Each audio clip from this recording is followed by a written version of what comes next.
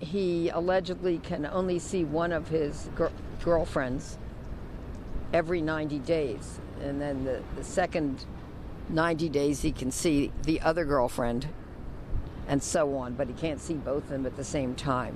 Okay. Being in jail or prison is not being in a luxury resort where you can see whoever you want, whenever you want, however you want, in whatever conditions you want.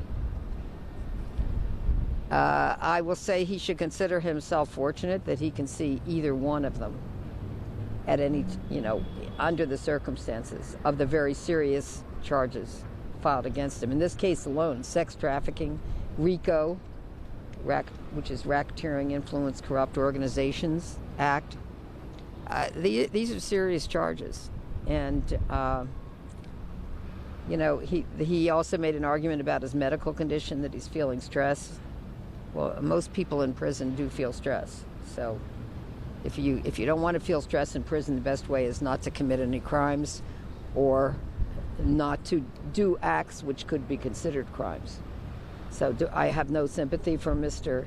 Kelly. My sympathy is for the victims who were very concerned about today, concerned that he might be released, and they're going to be very relieved when I tell them that bail motion was denied.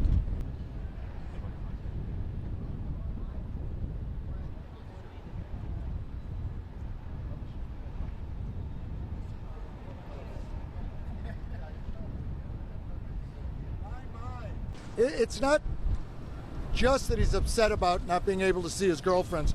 So Mr. Kelly lives with two women. These are his family. And the rules of the jail say that your family can visit, but they're archaic rules. They say that your wife, your husband, your mother, your father, your sister, your brother, your kids can visit, but your domestic partner isn't covered in the rules. Your girlfriends aren't covered in the rules. So these are effectively his domestic partners, and come on, it's 2019, they should be able to visit him. Agent? You guys hear a disgruntled groupie's comment? Is R. Kelly a sexual predator? I don't think that Mr. Kelly's being treated fairly. I think that he should be out. He's not a flight risk. There's no evidence that he's a flight risk. The government made some reference to in 2008 he did something to obstruct. I don't know what they're talking about. We haven't seen it. There's no evidence that he would obstruct. It's just, I think that people are just afraid to do what we think is the right thing here, which is to have him free on bond. He's presumed innocent, never been convicted of any charge.